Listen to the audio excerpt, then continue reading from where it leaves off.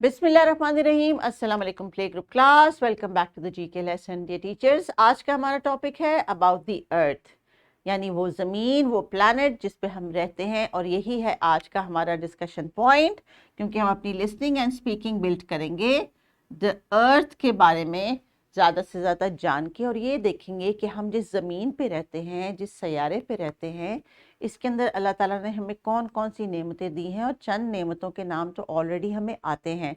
तो बच्चों किताब का सफ़ा देखिए, इस सफ़े पे है आज का हमारा जो टॉपिक, उससे रिलेटेड कुछ तस्वीर। हो सकता है इन तस्वीरों के नाम आपको आते हों, तो चलिए देखते हैं अगली आने वाली स्लाइड्स में क्या आपको इनके नाम और इनकी शुरू की आवाज़ का जो पहचान है वो हो चुकी है। सो डियर टीचर्स, जीके में हम सीखते हैं दुनिया, आसपास की दुनिया के बारे में बहुत सारी चीज़ों को, उनके नामों को, और उन चीज़ों के या उन अशिया के ख़ास किसी ख़ास क्वालिटी, कैरेक्टर को, या उसकी जो यूटिलाइजेशन है उसके बारे में बात करते हैं। तो आज का जो हमारा एक्सपेक्टेड लर्निंग आउटकम है, it says name at least 3 natural resources and 3 physical features of earth. Key learning area is world around us. So name at least 3 natural resources and 3 physical features of the earth. So task को teachers समझ लें, but हर बच्चे को कम से कम 3 natural resources और 3 physical features, यानी ज़मीन पे नज़र आने वाली कुछ अशिया के बारे में उनको नाम आते हों, और कुछ ऐसे नेचुरल रिसोर्सेज जिनके नाम उनको आते हैं और उनसे हम क्या क्या काम ले सकते हैं वो उनको आते हों। तो स्क्रीन पर देखिए बच्चों, ये आपको क्या नज़र आ रहा है? This is our planet Earth. This is our planet Earth. ये देखिए,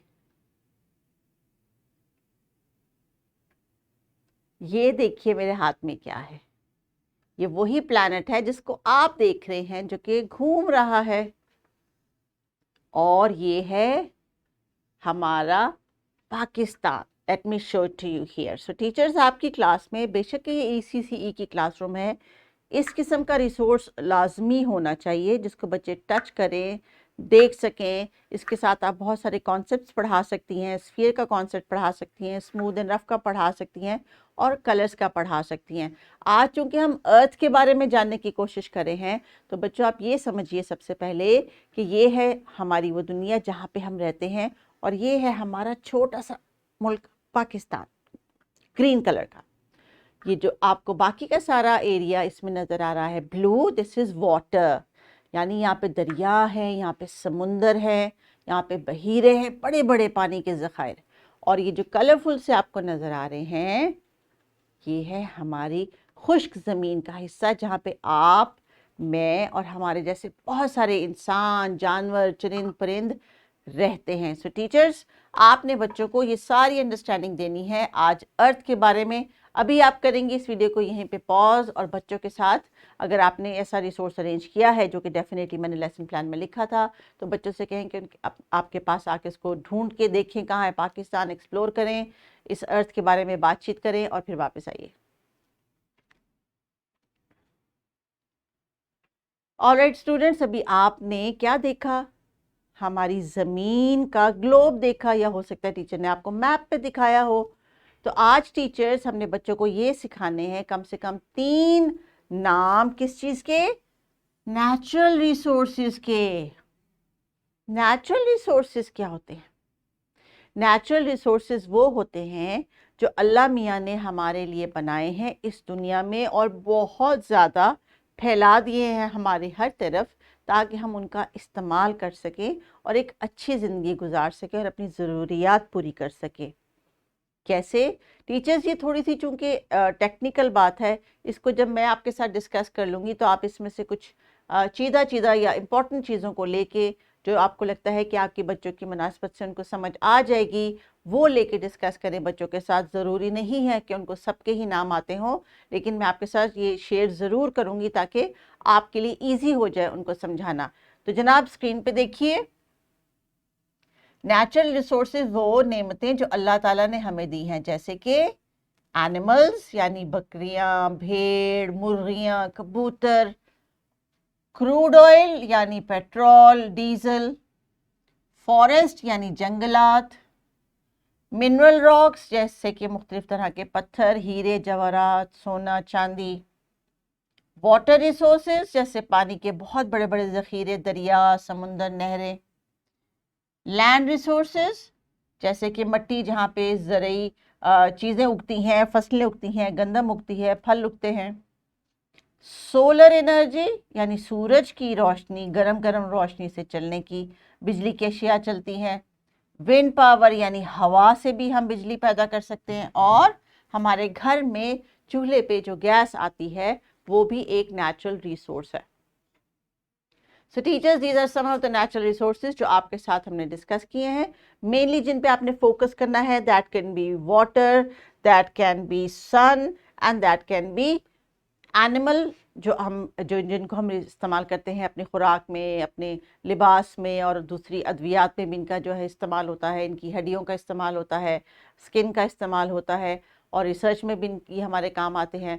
बहरहाल प्यारे बच्चों, नेचुरल रिसोर्सेज वो होते हैं जो अल्लाह ताला ने हमें दिए हैं इस्तेमाल करने के लिए, और हमें उनका ख्याल रखना चाहिए, क्योंकि सूरज तो अल्लाह ने यहाँ नहीं बनाया ना, हम तो नहीं बना सकते।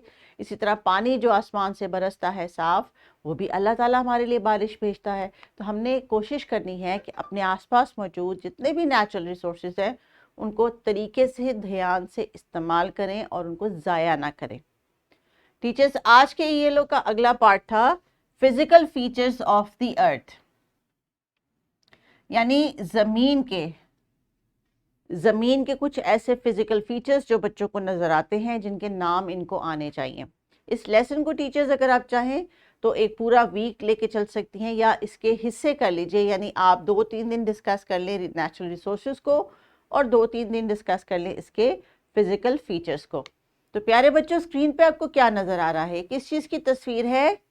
ये है माउंटेन्स की पिक्चर्स, और इन पे पड़ी हुई है वाइट वाइट ठंडी ठंडी बर्फ, और आसमान पे बादल बड़ी तेज तेज जा रहे हैं। तो जनाब, इनका क्या नाम है? What are these? These are called mountains. Mountains. तो माउंटेन्स की स्टार्टिंग साउंड क्या थी? हमने की स्टोरी में पढ़ा था। Yes, mountains. और ये जो ऊपर तेज तेज गुजर रहे हैं, what are these? These are clouds. Clouds, शाबाश, वेरी गुड। तो बच्चों को साउंड्स तो टीचर्स बिल्कुल अच्छी तरीके से याद हैं। अब मुझे ये बताइए, किस किस का घर माउंटेन्स के पास है, या किस किस ने गर्मियों की या सर्दियों की छुट्टियों में माउंटेन्स को विजिट किया है? मैंने तो किया है, शाबाश। अगर आपने किया है तो आपने टीचर के साथ शेयर करना है। तो आपको पता है, जो माउंटेन्स जैसे ठंडे इलाके होते हैं, वहाँ पे कोई लोग रहते हैं या नहीं रहते? हाँ जी, माउंटेन्स में भी लोग रहते हैं, जी हाँ। और उनका लिबास कैसा होता है? वो चूंकि ठंडे इलाके में रहते हैं तो वो सारा साल ज़्यादातर मोटे और ठंडे कपड़ों का इस्तेमाल करते हैं, और फिर घोड़ा, खच्चर, बैल ऐसे जानवरों का इस्तेमाल करते हैं अपने आने जाने में, जब उन्होंने पहाड़ पे चढ़ना होता है, और वहाँ पे बहुत सारे बकरे और बकरियाँ भी होते हैं। सो टीचर्स, आपने बच्चों को माउंटेन्स और माउंटेन्स से रिलेटेड जो इन्फॉर्मेशन देनी है, मेक श्योर कि वो आपने थोड़ा सा उसका होमवर्क किया हुआ है और बच्चे आपको उसकी इनपुट दे रहे हैं। अगली तस्वीर किस चीज़ की है बच्चों? ये है सहरा। सहरा, इंग्लिश में कहते हैं इसको डेजर्ट। Desert, desert. और सहरा क्या होता है? यहाँ पे दूर दूर तक रेत होती है, आपको कोई हरियाली, कोई जानवर नज़र नहीं आता, क्योंकि ये अल्लाह ताला ने ही इस तरह का इलाका, ऐसी ज़मीन बनाई है। और हमारे पाकिस्तान में भी है, सिंध में और बलूचिस्तान में बहुत बड़ा इलाका है जो कि सारा डेजर्ट है, और उसका जो लोगों का लिविंग लाइफ स्टाइल है वो भी उसी तरह का ही है। वो वहाँ पे ज़्यादातर ऊँटों का इस्तेमाल करते हैं, जब सफ़र करते हैं तो अपने साथ बहुत ढेर सारा पानी लेके, खाना पीना लेके चलते हैं, क्योंकि डेजर्ट ड्राई होता है। और आपको पता है, यहाँ पे दिन में बहुत गर्मी होती है, लेकिन रात में सर्दी हो जाती है। तो जो लोग डेजर्ट्स में रहते हैं वो उसी हिसाब से सुबह जो है गर्मियों के कपड़े पहनते हैं, और रात को सोते हुए रज़ाई या कंबल लेके सोते हैं। और एक और बात, जब सहरा में यानी डेजर्ट में आंधी आती है, आपको पता है ना, आंधी बड़ी तेज हवा आती है, तो ये जो रेत है ये उड़ के चीज़ों के ऊपर पड़ जाती है और चीज़ें जो है उसके नीचे छुप जाती हैं। और अगर कोई इंसान या जानवर भी बाहर रह जाए इस रेत के तूफान में तो वो भी छुप जाता है और बाज़ औक़ात तो दम घुट के मर भी सकता है। ये है जनाब स्पेशल बातें डेजर्ट के बारे में टीचर्स, जो बच्चों के साथ आप शेयर कर सकती हैं। अगर कोई वीडियो भी आप दिखा रही हैं दैट वुड बी गुड। उसके बाद एक और नेचुरल रिसोर्स और एक बहुत बड़ा feature is the water bodies. जी हाँ, जैसे कि लेक्स हैं, स्ट्रीम्स हैं, रिवर्स हैं, सीज़ हैं, ओशन हैं। तो क्या आपने कभी ओशन का या सी का या रिवर का विज़िट किया? और अगर आपका घर किसी ऐसे इलाके में है जैसे कराची में या गवादर में या किसी ऐसी जगह पे जहाँ पे दरिया है, समुंदर है, ज़रूर अपने फ्रेंड्स के साथ शेयर कीजिए कि आपका घर वहाँ पे है या कभी आप घूमने के लिए गए हों। तो क्या आप बता सकते हैं पानी में कौन कौन से जानवर रहते हैं? Fish, well, jellyfish, sea horse और बहुत सारी मुख्तलिफ अक़साम की मछलियाँ। क्या पानी में लोग रहते हैं? नहीं, गलत। जी हाँ, पानी में भी लोग रहते हैं। दुनिया में ऐसी बहुत सारी जगह हैं जहाँ पे लोगों ने पानी के दरमियान में जो है अपने घर बनाए हुए हैं और कश्तियों में वो सफ़र करते हैं। तो है ना मज़े की बात। अगर आप सोचिए आपका घर पानी के अंदर होता तो आप कैसे जाते एक दोस्त के घर? किश्ती में बैठ के जाते ना, या स्कूल भी किश्ती में बैठ के जाते, क्योंकि वो लोग रहते ही पानी में हैं, इसलिए वो गाड़ियों का या ट्रक बसों का इस्तेमाल नहीं करते, किश्तियों का इस्तेमाल करते हैं। और जब उन्होंने एक जगह से दूसरी जगह शॉपिंग करने जाना हो, मार्केट जाना हो, तो जो मार्केट है उसमें भी वो किश्ती में बैठ के जाते हैं और किश्ती में बैठ के वापस आते हैं। और वहाँ पे सबको तैरना भी आता है, किश्ती चलानी भी आती है। सो है ना कितने मज़े की बात। अब ये देखते हैं कि अगला अर्थ का जो फीचर है वो कौन सा है? जंगल। यस, एक बहुत फेमस कार्टून है जंगल बुक। टीचर वो आप बच्चों को ज़रूर दिखाएं, इट्स इंटरेस्टिंग कार्टून और उसमें बहुत सारी इन्फॉर्मेटिव बातें भी बच्चों के लिए मौजूद है। उसमें डिफरेंट एनिमल्स हैं, उनके कैरेक्टर्स हैं और उसमें एक बच्चा है मोगली जो कि बहुत नॉटी है और वो जंगल में ही रहता है। तो प्यारे बच्चों, जंगल में कौन कौन रहता है? जंगली जानवर रहते हैं, तरह तरह के कीड़े मकोड़े रहते हैं, बहुत प्यारे प्यारे परिंदे रहते हैं, पानी के झरने होते हैं, बटरफ्लाइज होती हैं। तो क्या जंगलों में इंसान रहते हैं? नहीं कि हाँ? जो कहते हैं नहीं वो हैंड रेज करें और जो कहते हैं हाँ वो भी हैंड रेज करें। गुड। तो चलिए देखते हैं इसका जवाब क्या है। जी हाँ, जंगलों में लोग रहते हैं। जंगल में अपना घर लकड़ियों की मदद से बनाते हैं और बिल्कुल जैसे ये तस्वीर में दो शरारती लोग खाने वो चिकन खा रहे हैं, इसी तरह वो आग पे पका के इसी तरह खाना खा लेते हैं।